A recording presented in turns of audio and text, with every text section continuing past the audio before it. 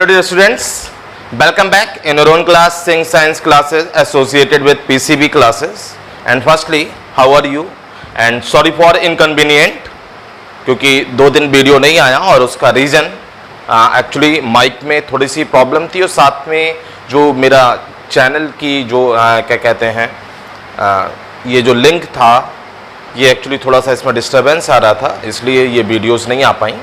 तो चलिए आज का टॉपिक शुरू करते हैं और आज का टॉपिक है बहुत ही इंटरेस्टिंग। हालांकि ये हम डिसऑर्डर आपको पेडिग्री पढ़ाने के लिए बता चुके हैं, लेकिन फिर भी आज हम स्टार्टिंग से शुरू करते हैं जेनेटिक डिसऑर्डर। क्या शुरू करते हैं? Genetic disorder. तो सबसे पहले तो ये समझ लीजिए कि जेनेटिक डिसऑर्डर का मतलब है डिफेक्ट और म्यूटेशन इन जीन, डिफेक्ट और म्यूटेशन इन जीन, या हम साथ में और क्या बोल सकते हैं कि क्रोमोसोम्स में भी ये चेंज आ सकता है। किसमें?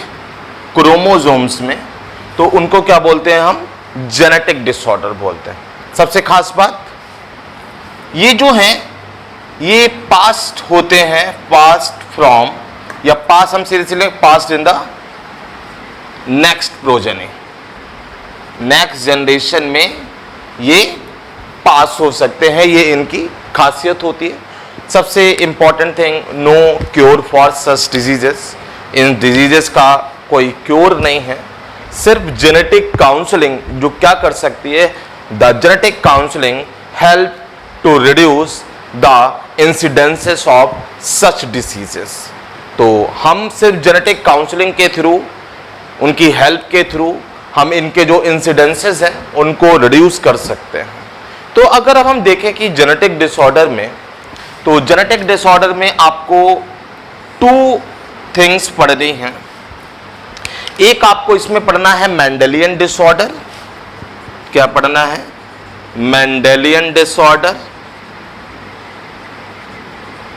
और एक आपको पढ़ना है इसमें क्रोमोसोमल डिसऑर्डर। एक पढ़ना है मेंडेलियन डिसऑर्डर और एक पढ़ना है क्रोमोसोमल डिसऑर्डर। तो सबसे पहले हम यहाँ पर पढ़ लें कि मेंडेलियन डिसऑर्डर और क्रोमोसोमल डिसऑर्डर में डिफरेंस क्या होता है। तो एक तरफ हम बात करेंगे सबसे पहले मेंडेलियन डिसऑर्डर की और एक तरफ हम बात करेंगे किसकी? क्रोमोसोमल डिसऑर्डर की। तो यहाँ पर हम लिख लें मेंडेलियन डिसऑर्डर और एक तरफ हम लिख लेते हैं क्रोमोसोमल डिसऑर्डर। ठीक है, मेंडेलियन डिसऑर्डर और क्रोमोसोमल डिसऑर्डर। तो सबसे पहले मेंडेलियन डिसऑर्डर का मतलब है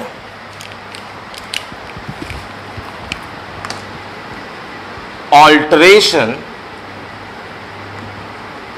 इन सिंगल जीन। ऑल्टरेशन की जगह पे आप एक टर्म और यूज कर सकते हैं, म्यूटेशन इन सिंगल जीन। किसमें होता है? जीन में चेंज की वजह से मेंडेलियन डिसऑर्डर होता है। और क्रोमोसोमल डिसऑर्डर उसके नाम से ही लग रहा है कि या तो उसके स्ट्रक्चर में चेंज हो जाए, चेंज इन स्ट्रक्चर और नंबर ऑफ क्रोमोसोम्स, या तो क्रोमोसोम के स्ट्रक्चर में कोई चेंज आ जाएगा या उसके नंबर में अगर कोई चेंज आता है तो वो क्या होगा? क्रोमोसोमल डिसऑर्डर होगा। एक थिंग होती है कैरियोटाइपिंग। क्या होती है? कैरियोटाइपिंग। कैरियोटाइपिंग क्या होती है? जिसके थ्रू हम नंबर को आइडेंटिफाई करते हैं, स्ट्रक्चर को आइडेंटिफाई करते हैं क्रोमोसोम्स के। तो मेंडेलियन डिसऑर्डर को हम इसको कैसे पता कर सकते हैं? हम इसको ट्रेस कर सकते हैं पेडिग्री एनालिसिस से। Traced in a family by pedigree analysis. इसीलिए आपको पहले पेडिग्री पढ़ाया हमने, पेडिग्री एनालिसिस। लेकिन क्रोमोसोमल डिसऑर्डर को हम पेडिग्री एनालिसिस के थ्रू ट्रेस नहीं कर सकते। तो इसको किससे ट्रेस करेंगे? कैरियोटाइपिंग से। Traced bye karyotyping. कैरियोटाइपिंग में अगर प्रॉब्लम हो रही है तो कैरियोटाइपिंग का मतलब है सिंपल सा, हमें उसके नंबर और उसके स्ट्रक्चर को जो हम पता करते हैं उसको हम क्या बोलते हैं? कैरियोटाइपिंग। यानी हमारे बॉडी में, हमारे सेल में अगर हम क्रोमोसोम के स्ट्रक्चर को और उसके नंबर को आइडेंटिफाई करें तो ये एक्चुअली क्या है, कैरियोटाइपिंग है। ठीक है, इसके अलावा ये मेंडेलियन पैटर्न को फॉलो करते हैं, फॉलो मेंडेलियन पैटर्न।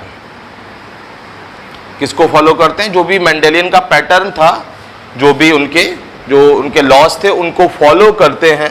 लेकिन ये क्या है, एक्सेप्शन टू मेंडल रेशियो, मतलब ये मेंडल के रेशियो को फॉलो नहीं करते, एक्सेप्शन टू मेंडल्स रेशियो। ठीक है, इतनी बात समझ में आई। दूसरी अगर हम बात करें, यहां पर मेंडेलियन डिसऑर्डर में विक्टिम स्टेराइल नहीं होता। इन मेंडेलियन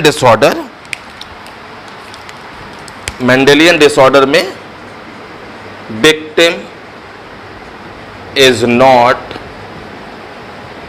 स्टेराइल। इसमें कभी भी विक्टिम जो है वो स्टेराइल नहीं होता, लेकिन इसमें विक्टिम स्टेराइल हो सकता है, विक्टिम स्टेराइल। ठीक है, तो ये तो बात हो गई किसकी, मेंडेलियन डिसऑर्डर की और क्रोमोसोमल डिसऑर्डर की। और ये 2 मार्क्स में पूछ लिया जाता है कि right the difference between the Mendelian disorder and chromosomal disorder.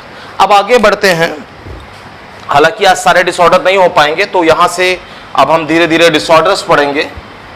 तो सबसे पहले हम क्या करते हैं, हम सबसे पहले पढ़ेंगे मेंडेलियन डिसऑर्डर। क्या पढ़ेंगे, मेंडेलियन डिसऑर्डर। तो यहां पर लिख लेते हैं सबसे पहले मेंडेलियन डिसऑर्डर। जब आप इन मेंडेलियन डिसऑर्डर को पढ़ोगे तो आपको मालूम है कि मेंडेलियन डिसऑर्डर में 2 टाइप के होंगे, एक ऑटोसोमल और एक सेक्स लिंक्ड। याद आया, 2 डिजीजेज होती हैं 2 टाइप की, एक होती है ऑटोसोमल, यानी जिसके जीन ऑटोसोमल क्रोमोसोम पर प्रेजेंट होते हैं, और एक होते हैं सेक्स क्रोमोसोमल डिसऑर्डर, यानी जिसके जीन सेक्स क्रोमोसोम पर प्रेजेंट होते हैं।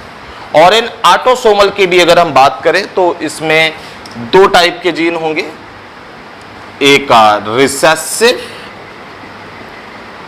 और एक डोमिनेंट। अब समझ में आया कि पहले पेडिग्री क्यों पढ़ा है आपको, रिसेसिव और डोमिनेंट।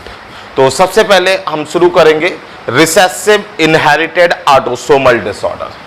सबसे पहले हम क्या शुरू करेंगे, रिसेसिव इनहेरिटेड ऑटोसोमल डिसऑर्डर। ठीक है, सबसे पहले शुरू करते हैं recessive inherited autosomal disorder.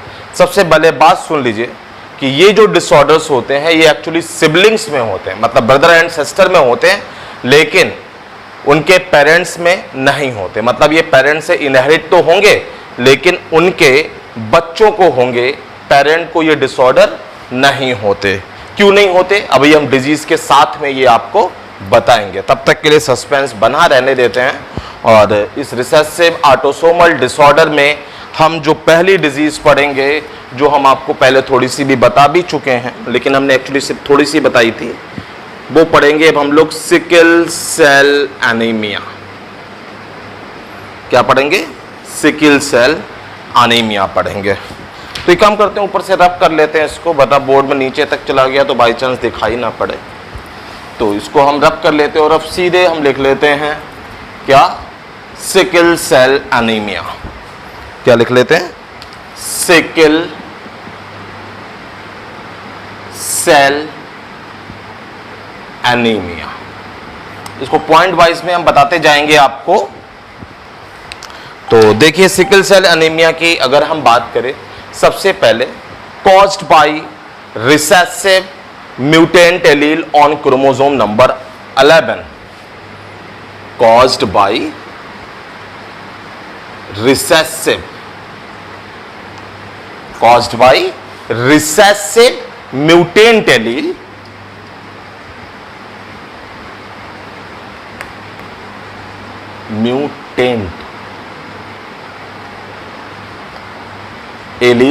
On chromosome number 11। तो ये खास बात याद रखिए, कि इसका जो रिसेसिव म्यूटेंट एलील है, जो जीन है, वो किस पर प्रेजेंट है? क्रोमोसोम नंबर 11 पर प्रेजेंट है। ठीक है, इसमें होता क्या है कि जो अफेक्टेड इंडिविजुअल्स होते हैं उनकी जो आरबीसी का शेप हो जाता है वो सिकल शेप हो जाता है और उनका जो हीमोग्लोबिन है इस कारण वो डिफेक्टिव हो जाता है। तो यहां पर लिख लें आरबीसी बिकम सिकल शेप्ड। चांद जो ईद वाला होता है वो, या हसिया जो आप लोग जानते होंगे, इस तरीके का स्ट्रक्चर हो जाता है आरबीसी का। तो आरबीसी बिकम सिकल शेप। ठीक है, कैसी हो जाती है? सिकल शेप हो जाती है।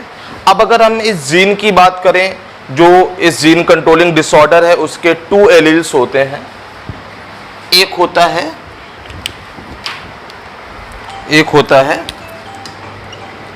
HBA और एक होता है HBS। कितने टाइप के डिसऑर्डर्स, मतलब जो ये जीन कंट्रोलिंग डिसऑर्डर है इसके 2 एलील्स होते हैं जो इसको कंट्रोल करते हैं। कौन कौन से? HBA and SBS। तो पॉसिबल जीनोटाइप क्या क्या हो सकते हैं हम ये समझ लें। इनके पॉसिबल जीनोटाइप हो सकते हैं, यहां पर लिख ले हम कि पॉसिबल जीनोटाइप क्या क्या हो सकते हैं। तो ये पॉसिबल जीनोटाइप हो सकते हैं HBA HBS और HBS। तो कौन सा डिसऑर्डर? रिसेसिव म्यूटेंट डिसऑर्डर है। तो ये कंडीशन में डिजीज होगी, इस कंडीशन में डिजीज होगी। तो इस कंडीशन में जब डिजीज होगी तो एक्चुअली ये वाले इनकी अर्ली डेथ हो जाती है। क्या हो जाती है? अर्ली डेथ हो जाती है। तो अर्ली डेथ हो जाती है, तो जब ये मर गया तो ये पेरेंट तो बनेंगे नहीं कभी। ये अगर मर जाएंगे तो पेरेंट तो कभी बनेंगे नहीं। पेरेंट कौन बनेंगे? ये बनेंगे। तो इनके पेरेंट्स कैरियर तो हो सकते हैं लेकिन अफेक्टेड नहीं हो सकते। इनके पेरेंट कैरियर तो हो सकते हैं, अफेक्टेड नहीं हो सकते। इसीलिए याद करिए, जब हमें गर्ल और बॉय अफेक्टेड मिलते थे पेडिग्री एनालिसिस में और पेरेंट नॉर्मल होते थे, तो हम बगैर सोचे समझे कह देते थे कि अगर भाई बहन अफेक्टेड मिल रहे हैं, ब्रदर एंड सिस्टर अफेक्टेड मिल रहे हैं और पेरेंट अफेक्टेड नहीं है, तो इसका मतलब वो कौन सा डिसऑर्डर होता था? ऑटोसोमल डिसऑर्डर होता था। और जनरेशन गैप है, इसीलिए क्या होता था? Recessive autosomal disorder. समझ में इतनी बात? ध्यान करिए कि अगर हम जैसे कि यहाँ पर आप पेडिग्री पहला वाला देखिएगा जो हमने कराया था, उसमें पेरेंट नॉर्मल थे और उनके नेक्स्ट जनरेशन में ब्रदर एंड सिस्टर कैसे मिल रहे थे? अफेक्टेड मिल रहे थे। इसलिए विदाउट सोचे समझे वो ऑटोसोमल हो जाती है और जनरेशन गैप की वजह से वो क्या हो जाती है? रिसेसिव हो जाती है। ठीक है, तो नेक्स्ट प्रोजनी में ये डिजीज ट्रांसफर कर सकते हैं लेकिन खुद डिजीज वाले नहीं हो सकते। इसीलिए स्टार्टिंग में हमने जब ये शुरू किया कि रिसेसिव इनहेरिटेड ऑटोसोमल डिसऑर्डर, और खास बात क्या बताई? खास बात ये बताई कि such disorder is found in the sibling, that is the brother and sister, but not in their parent. तो ये खास बात हो गई। ठीक है, अब अगर हम आगे बात करें तो ये होती कैसे है, पहले तो ये समझ ले। तो इसमें कौन सी चेन अफेक्टेड होती है पहले तो ये समझ लीजिए। एक तो इसमें बीटा हीमोग्लोबिन चेन अफेक्टेड होती है। कौन सी चेन अफेक्टेड होती है? बीटा हीमोग्लोबिन चेन अफेक्टेड होती है, याद रखिएगा। कौन सी चेन अफेक्टेड होती है? बीटा हीमोग्लोबिन चेन अफेक्टेड होती है और 6 पोजीशन एक्चुअली चेंज होती है। एक्चुअली अगर एक नॉर्मल हम एक पॉलीपेप्टाइड चेन बनाए हीमोग्लोबिन की, तो उसमें क्या क्या होगा? जैसे पहला अमीनो एसिड होता है उसमें बैलीन। कौन सा होता है? बलीन। Then histamine. ठीक है, फिर यहां पर ल्यूसिन लिख लें। फिर क्या होता है? थ्रियोनिन होता है। फिर क्या होता है? फिर होता है यहां पर प्रोलिन। और यहां पर हम लिख लें क्या चीज लिख लें? Glutamic acid. तो 1 2 3 4 5 6 7, ये एक नॉर्मल कौन सी हीमोग्लोबिन है? HbA वाली पॉलीपेप्टाइड चेन। तो जब किसी को सिकल सेल एनीमिया होता है तो जानते क्या होता है, ये सब कुछ एक सा रहता है, ये भी एक सा, ये भी एक सा, ये भी एक सा, ये भी एक सा। आप देखो ग्लूटामिक एसिड की जगह पर क्या आ जाता है, बैलीन आ जाता है। तो इस बैलीन के कारण कौन सी पोजीशन पर, 6 पोजीशन पर, कौन सी पोजीशन पर, 6 पोजीशन पर ये बैलीन आ जाता है, किसकी जगह पर, ग्लूटामिक एसिड की तरह का। तो ये कौन सी, ये अफेक्टेड पॉलीपेप्टाइड चेन हो जाती है। तो ये हो गया आपका sickle cell anaemia. Sickle cell anaemia कैसे पता चलता है और उसके क्या क्या सिम्टम्स होते हैं। तो अगर हाई एल्टीट्यूड पर जाते हैं तो ऐसे पर्सन को बहुत जल्दी ब्रीदिंग प्रॉब्लम होने लगती है ऑक्सीजन की डेफिशिएंसी के कारण, सिकल सेल आरबीसी के कारण। और क्या होता है, बॉडी में ऑक्सीजन की सप्लाई पूरी तरीके से नहीं हो पाती, इसलिए प्रॉब्लमेटिक होता है। बट एक बात याद रखिएगा कि इसके जो कैरियर होते हैं HbA, HbS, ऐसे पर्सन को मलेरिया नहीं होता। This is the important thing of this disease. तो समझ में आया होगा आपको। और फिर भी अगर आपको कोई प्रॉब्लम हो तो आप मैसेज करिएगा, व्हाट्सएप करिएगा। And again sorry for inconvenient, जो 2 दिन आपका वीडियो नहीं आया। ठीक है, ओके, मिलते हैं अगली क्लास में अगले नए टॉपिक के साथ। तब तक के लिए पढ़िए, खूब सारा पढ़िए और पढ़ते रहिए। Thank you so much.